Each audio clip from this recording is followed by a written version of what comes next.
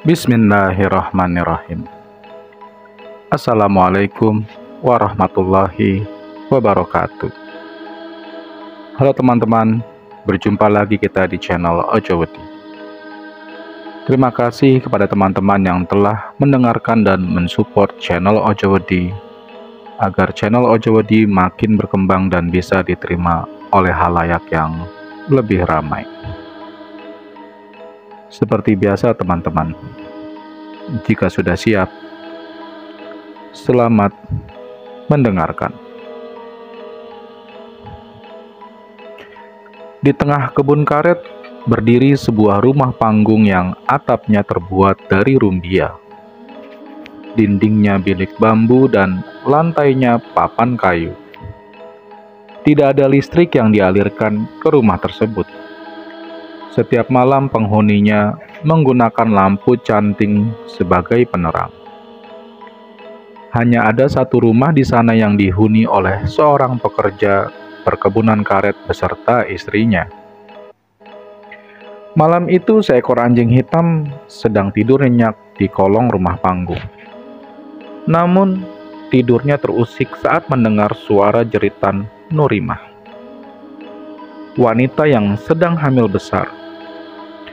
Jamal, sang suami, panik. Ia tahu kalau istrinya akan melahirkan. Terlalu beresiko kalau ia membawa istrinya menuju perkampungan. Satu-satunya cara adalah menjemput bidan dan membawanya ke rumah Jamal. Bertahanlah Nurimah, aku mau cari bidan dulu.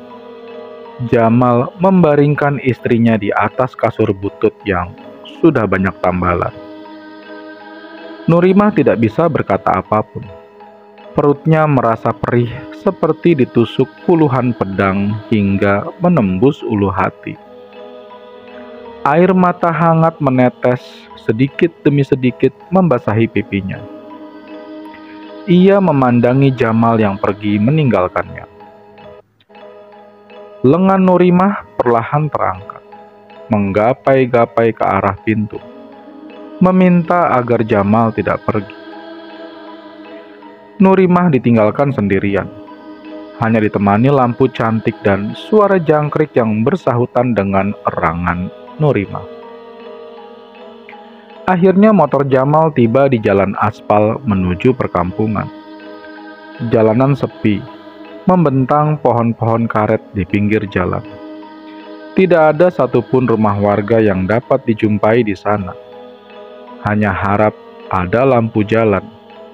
Hanya ada cahaya lampu motor Jamal dan cahaya bulan yang temaram. Jamal ngebut. Tubuhnya menggigil karena hanya menggunakan kaos tipis dan celana pendek selutut. Rambutnya yang ikal berayun-ayun diterpa angin. Sesekali ia mengusap kumis tebalnya. Matanya memicing. Ia fokus memperhatikan jalanan. Jamal turun dari motor, perlahan mendekati wanita tersebut dengan hati-hati. Namun, tanpa Jamal duga, dari balik pepohonan muncul 3 orang lelaki berbadan besar. Mereka semua membawa parang dan menghampiri Jamal. 2 orang dari mereka memegangi tubuh Jamal. Jelas saja Jamal berontak. Ia menendang salah satu dari mereka dengan keras. Wanita yang tadi terbaring di jalanan kini merampas kunci motor dari kantong celana Jamal. Karena jengkel melihat tingkah Jamal, AB menusukkan parang tepat ke perut lelaki itu. Darah keluar dari mulut Jamal. Matanya melotot. Ia tersungkur. Kepalanya membentur aspal. Kedua tangannya memegangi parang yang menancap di perutnya hingga menembus punggung. Darah mengalir perlahan dari perutnya, membasahi aspal yang dingin. AB berboncengan dengan wanita tadi membawa motor Jamal. sedangkan dua orang lainnya mengeluarkan motor milik mereka yang disembunyikan di semak-semak di pinggir jalan. Sementara itu di rumah panggung, Nurimah tidak berhenti mengerang. Ia berusaha untuk mengeluarkan jabang bayi dari dalam perutnya. Tapi usahanya sia-sia. Bayi itu tetap tidak mau keluar. Nurimah menangis. Ia hampir kehabisan tenaga.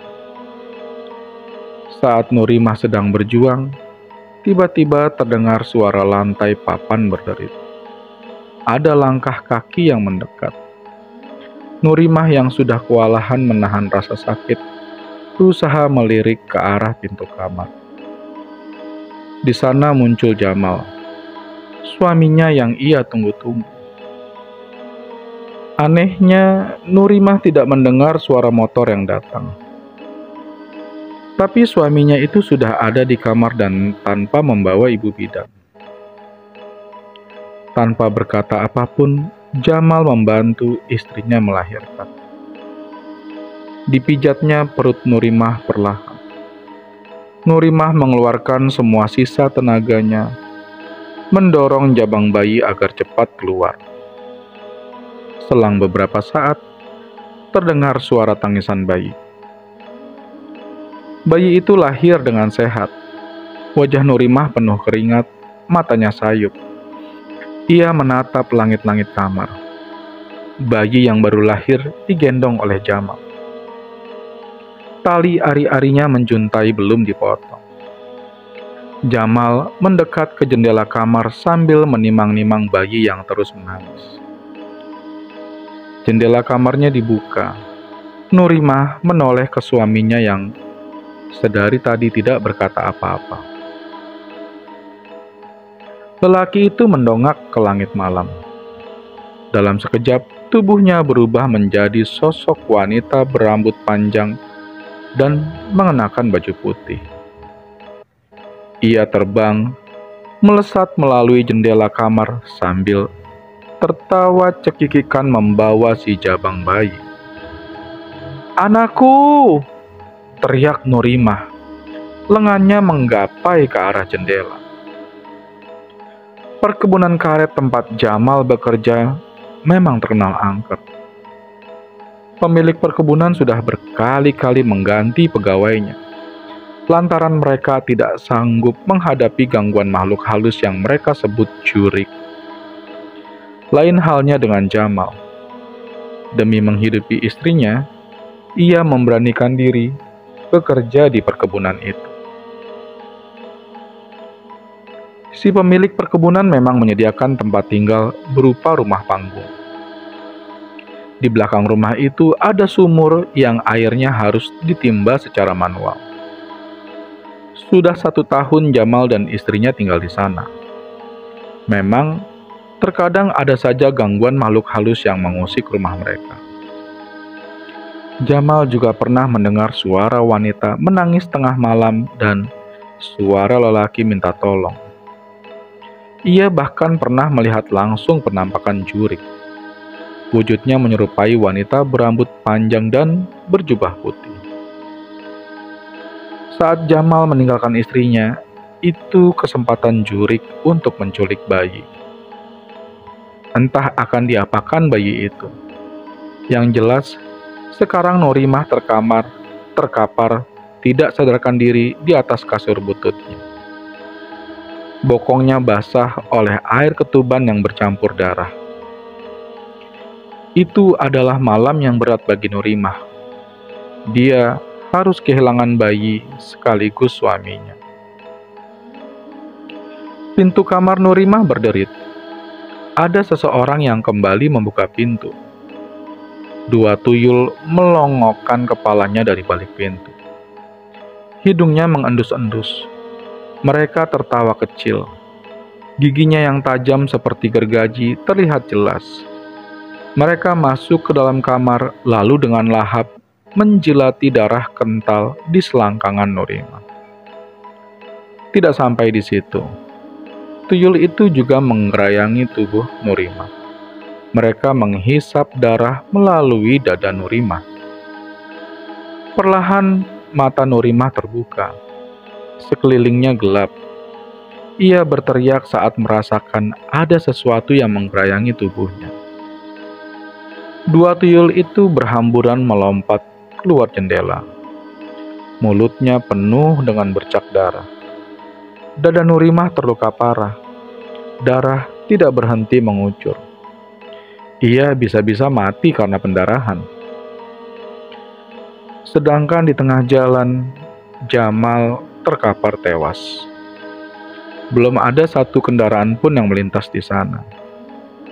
Mereka pasti sudah tahu kalau jalur ini adalah jalur merah yang rawan pembegalan. Hal itu memang benar. Setidaknya dalam 1 bulan ada 1 kasus pembegalan di sana. Dari kejauhan, seekor anjing mendekat ke arah mayat Jamal. Mungkin saja ia mencium bau amis. Anjing itu menjelati rambut Jamal lalu menggonggong di tengah malam. Tapi tak ada seorang pun yang mendengarnya. Anjing itu kemudian pergi meninggalkan mayat Jamal. Keesokan paginya, 3 teman AB yang membantu aksinya semalam berkumpul di beranda rumah AB. Mereka disuguhkan kopi hitam dan sepiring pisang goreng. Motor hasil begal semalam terparkir di depan rumahnya. Ya, mau gimana lagi? Kita dapatnya motor itu. Sekarang udah jarang banget orang yang lewat di sana. 2 rekan lainnya mengangguk. Kita jual hari ini saja, tambah AB. Mulutnya masih mengunyah pisang goreng. Palingan laku 2 juta. Gak apa-apa, lumayan kan uangnya buat kita pesta. Tidak lama kemudian suara motor sport terdengar mendekat. AB dan teman-temannya berdiri. Seorang lelaki tampan dan berkulit putih turun dari motor. Wah, gila, keren banget kak motornya. Sambut AB pada Iwan, kakak kandungnya sendiri. Iya dong. Ngebegal di mana? Tanya Lala sambil tersenyum. Biasa, di jalan arah ke kota. Berapa orang ngebegalnya, Wan? Tanya teman AB. Gua doang sendirian. Mereka semua tepuk tangan sambil berdecak kagum. Yang punya motornya lu apain, Kak? AB penasaran. Iwan membentuk jarinya seperti pistol, lalu mendekatkan jari itu ke kepalanya. Praktis ya, timpal salah satu teman Iwan. Ya ngapain ribet-ribet, yang penting dia mati, dan motornya jadi milik kita. Oh iya, gue punya kerjaan bagus buat kalian, tambah Iwan. Apa kak? AB penasaran. Ngerampok. Gue punya target rumah orang kaya. Wah, kalau ketangkap bisa mati kami kak. AB seperti akan menolak tawaran kakaknya. Kalian tenang saja. Rumah ini aman dan jauh dari perkampungan. Iwan meyakinkan mereka. AB dan teman-temannya terlihat seperti sedang mempertimbangkan tawaran Iwan. Boleh deh kak, tapi dijamin aman ya. AB akhirnya mengiyakan ajakan kakaknya, sementara teman-temannya manut saja. Kampung tempat tinggal AB memang terkenal sebagai kampung begal. Ada segelintir warganya yang berprofesi sebagai pembegal motor. Itu semua mereka lakukan karena urusan perut. Sudah ada beberapa orang yang masuk penjara, bahkan ada juga yang mati dibakar massa saat beraksi. Tapi AB dan kakaknya sudah sangat ahli. Aksi mereka selalu berjalan dengan baik. Polisi pun belum bisa membongkar kejahatan mereka. Sementara itu di pagi yang sama, banyak orang berkerumun mengelilingi mayat Jamal. Salah satu dari mereka merupakan teman dekat Jamal. Tapi ia tidak berani menyentuh mayatnya karena takut disalahkan. Semuanya bersiap. Kita berburu malam ini, kata Ferdi. Tatapannya tajam dan penuh dendam. Teman-teman AB berubah pikiran. Mereka tidak berani kalau harus merampok rumah karena terlalu beresiko. Akhirnya hanya AB dan Iwan saja yang beraksi. Tengah malam mereka berdua berangkat dari rumah dengan mengendarai motor sport. Rumah yang menjadi target perampokan lokasinya cukup jauh. Butuh waktu sekitar 1 jam perjalanan. Mereka melewati pasar tradisional yang sudah tutup. Jalan raya lengang dan ruko-ruko yang di depannya dijadikan tempat mangkal para pelacur. Saat memasuki perumahan, Iwan memperlambat laju motornya. Tepat di belakang rumah mewah bercat putih, mereka menghentikan motor lalu turun. Keduanya mengenakan topeng badut, menggendong tas hitam, dan juga berpakaian serba hitam. Pagar tembok belakang rumah itu lumayan tinggi, tapi Iwan sudah membawa tali yang ujungnya diberi pengait. Ia lemparkan tali tersebut ke dinding. Setelah tali itu tersangkut dengan kuat, satu persatu mereka memanjat dinding, lalu mengendap ke pintu belakang rumah. Saat mereka sedang mengendap-endap, terdengar suara langkah kaki dari atas tangga. Lampu dinyalakan, muncul seorang pembantu menuruni anak tangga. Iwan dan AB bersembunyi di balik dinding. AB kemudian membekap wanita itu dengan tisu yang sudah dibasahi cairan obat bius. Wanita itu pun pingsan dalam beberapa detik saja tanpa ada perlawanan apapun. AB dan Iwan masuk ke dalam kamar. Sepasang suami istri yang sedang tidur nyenyak tiba-tiba terbangun. Mereka panik lalu mengangkat lengan saat Iwan menodongkan pistol ke arah mereka. AB mengikat kedua kaki dan lengan mereka juga melakban mulutnya. Dengan leluasa mereka menjarah seisi rumah, menggeledah lemari, merampas barang-barang berharga. Mereka menemukan uang tunai entah berapa jumlahnya, yang jelas sangat banyak. Uang itu dibungkus dengan amplop coklat. Iwan dan AB tersenyum senang. Segerombolan anak muda berlari menghampiri mereka dengan membawa batu dan kayu. Anak-anak muda itu berteriak sehingga membangunkan warga lainnya yang sedang tidur nyenyak. "Gimana nih?" AB melirik kakaknya. "Berpencar," kata Iwan. Mereka meninggalkan motor. Iwan berlari ke arah barat, sedangkan AB ke arah timur. Sebelum kabur, Iwan sempat menembakkan peluru terakhirnya ke arah gerombolan warga. Satu orang tertembak di bagian kaki. Darah membasahi rambut Iwan. Ia berteriak kesakitan sambil memegangi kepala. Tidak sampai di situ, pakaian Iwan dilucuti. Ia hanya mengenakan celana dalam.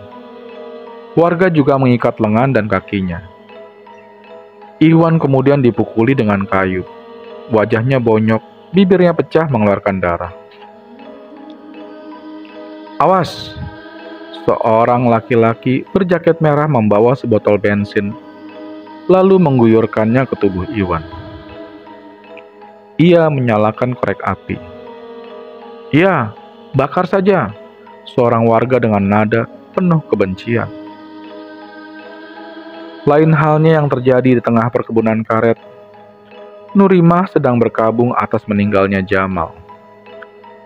Jasad Jamal dikuburkan di belakang rumah panggung. Nurimah, sang istri, tidak mau meninggalkan perkebunan itu. Ia ingin menggantikan suaminya bekerja di sana. Suara seorang laki-laki tiba-tiba mengagetkannya.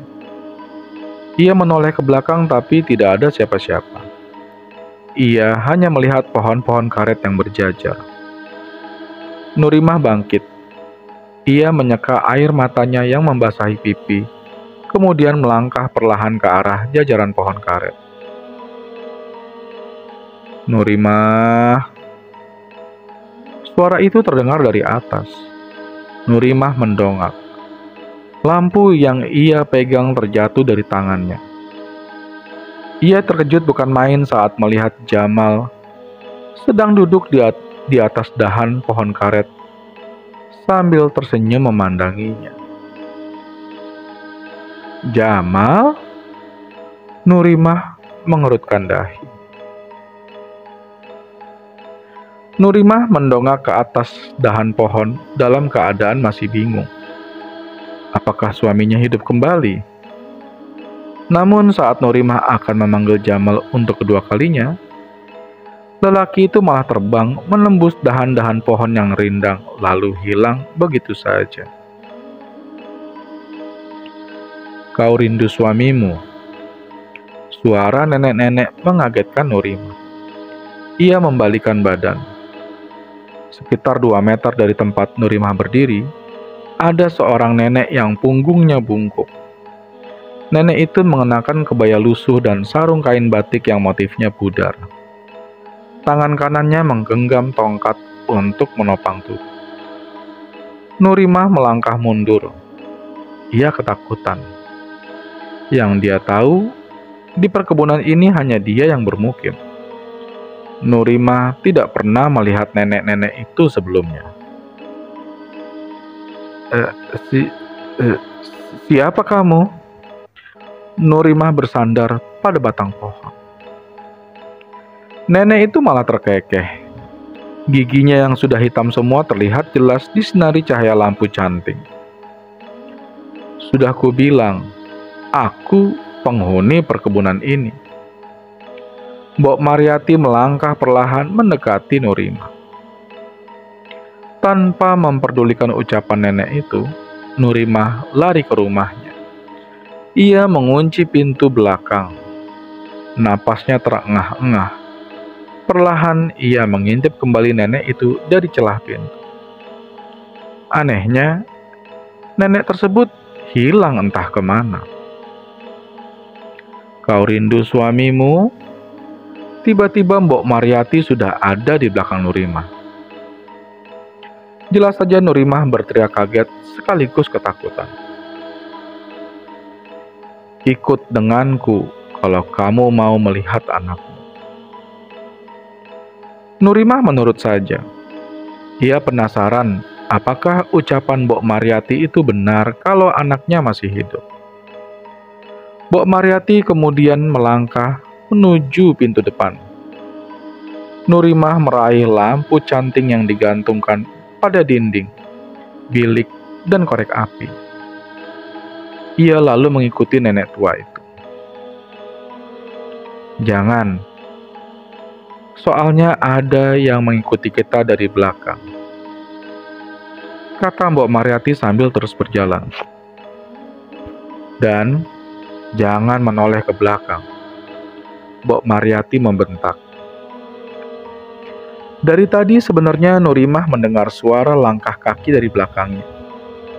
Tapi dia tidak berani untuk menoleh. Dengan tergesa ia melangkah menyeimbangi Mbok Mariati.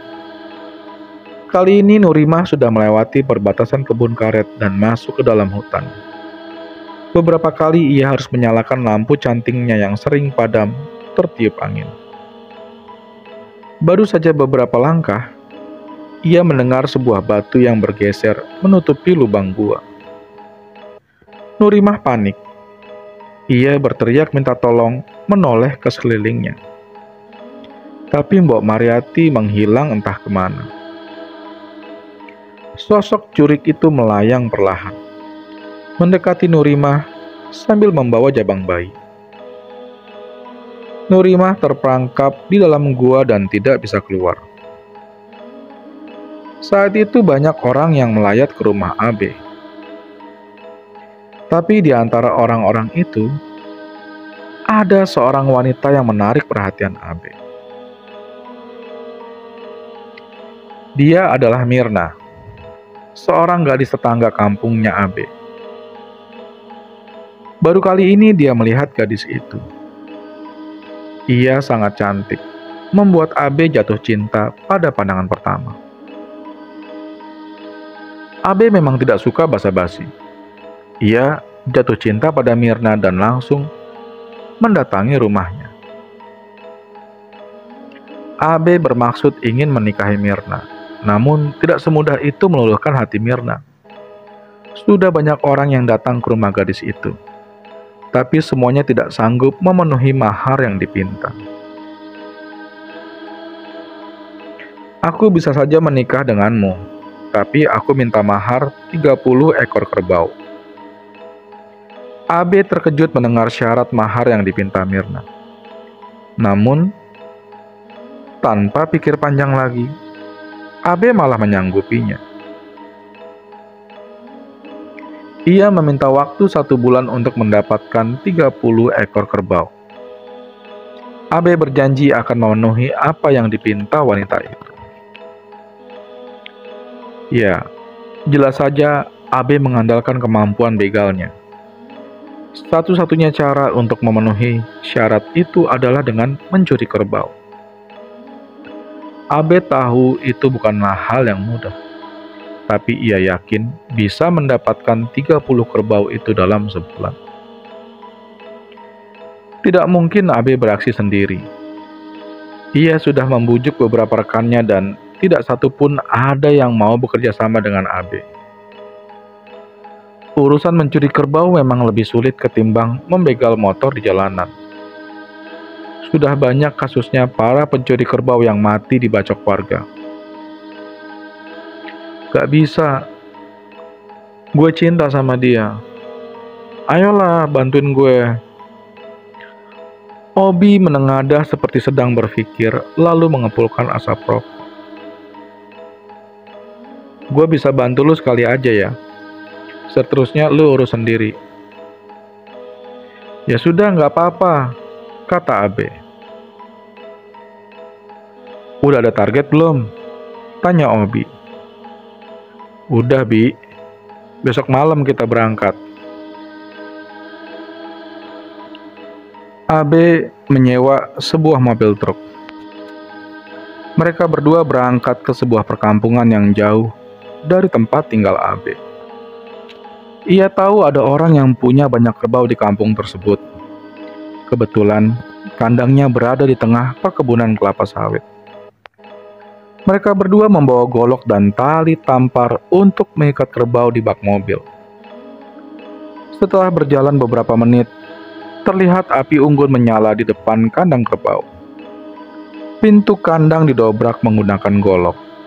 Abe menyorotkan senter ke arah komplotan kerbau. Ambil yang besar, desis Obi yang menjaga dari luar kandang. Abe mengikatkan tali pada kedua leher kerbau berbadan jumbo. Ia melemparkan ujung tali itu ke arah Obi, kemudian ditarik perlahan. Sekitar 30 meter dari kandang kerbau, seseorang lelaki berteriak sambil mengacungkan golok ke arah mereka berdua. Bangsat kalian, maling! Itu pemilik kerbau. Setiap malam dia memang selalu memeriksa kandangnya. Dan hal itu tidak diperhitungkan Abe sebelumnya. Abe, bawa kerbau ini ke mobil. Biar gue yang ngadepin dia, suruh Obi. Dengan ragu-ragu Abe menyeret kerbau itu. Ia mengkhawatirkan temannya. Tapi ide Obi itu ada benarnya. Lebih baik kerbaunya dibawa ke mobil dulu. Obi berlari ke arah lelaki pemilik kerbau. Ia menyabetkan golok itu ke wajahnya, tapi meleset. Si pemilik kerbau kini berada di belakang Obi. Giliran dia yang menghantamkan goloknya tepat di punggung Obi. Darah muncrat. Obi tersungkur. Sebelum si pemilik kerbau menghajarnya kembali, Obi lebih dulu melempar golok ke wajah lelaki itu. Namun, lagi-lagi golok itu meleset dan hanya mengenai pundaknya saja.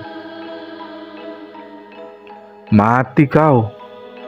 teriak pemilik kerbau, sambil menghantamkan golok ke tubuh Obi. Obi berhasil menghindar. Ia bangkit dan berlari menjauh dari sana. Si pemilik kerbau menoleh ke arah jalan, tapi mobil truk yang mengangkut kerbau sudah pergi. Ia kemudian lari mengejar Obi yang kabur ke arah perkampungan. Sialnya, Obi malah masuk ke perkampungan. Ia disergap oleh puluhan warga yang terbangun karena teriakan maling. Obi dipukuli dan ditelanjangi seperti binatang. "Jangan dibunuh," kata si pemilik kerbau. "Kita tanya di mana temannya yang satu lagi." Obi yang sudah babak belur malah tertawa meremehkan. Jelas saja, kelakuan Obi memantik amarah warga. Ia kembali dipukuli. Salah seorang warga mengambil batu besar dan membantingnya ke kepala Obi hingga pecah. Tubuh Obi lunglai. Darah keluar dari hidung dan mulutnya. Ia mati dengan keadaan melotot. "Sekarang kau mau mengajakku?" "Enggak, Bek. Lagi pula tak banyak daerah sini yang punya kerbau peliharaan." Abe lagi-lagi memunjuk temannya agar mau membantunya mencuri kerbau. "Kali ini kita curi kerbau di penangkaran, Bang." "Itu lebih berbahaya, Bek. Penjaga kandangnya banyak. Kenapa kau tidak cari kerbau liar saja, hah?" "Aku udah cari. Sekarang jarang ada kerbau liar seperti itu." "Ayolah Bang Ali, bantu aku. Kita bisa hajar para penjaga itu." "Bek, aku tidak bisa membantu kau. Sekalipun kita berkelahi dengan para penjaga itu, kita pasti kalah. Aku tahu di penangkaran mereka bahkan punya senjata api." Ali menggelengkan kepala. "Begini, aku benar-benar tidak bisa bantu kau, tapi aku bisa sarankan sesuatu," lanjutnya. "Bek, aku ini begal senior. Aku juga rekan kakakmu sudah lama. Dulu aku pernah punya ilmu begal, tapi tak ada satupun yang bisa bunuh aku. Dikeroyok 20 orang pun aku masih bisa melawan dan mereka semua aku kalahkan." Ali kembali menyerumput teh hangatnya lagi. "Sayangnya ilmu itu sekarang hilang," lanjutnya. "Kok bisa hilang, Bang?" "Aku malas bertapa. Seharusnya setiap 1 tahun sekali aku harus bertapa." Jangan salah. Ki Bamantara itu tidak butuh duit, asal kau menurut saja apa katanya." Abe tersenyum. Ia seperti menemukan titik terang. Setelah menguasai ilmu begal, dia berjanji akan menikahi Mirna dan juga membalaskan dendam pada orang yang telah membunuh Iwan. Sebelum Abe pergi, Ali menulis dengan lengkap alamat desa Balangandang di atas kertas lalu menyerahkannya kepada Abe. Bersambung ke part selanjutnya ya teman-teman. Terima kasih telah mendengarkan cerita-cerita di channel Ojewedi. Akhir kata, wassalamualaikum warahmatullahi wabarakatuh.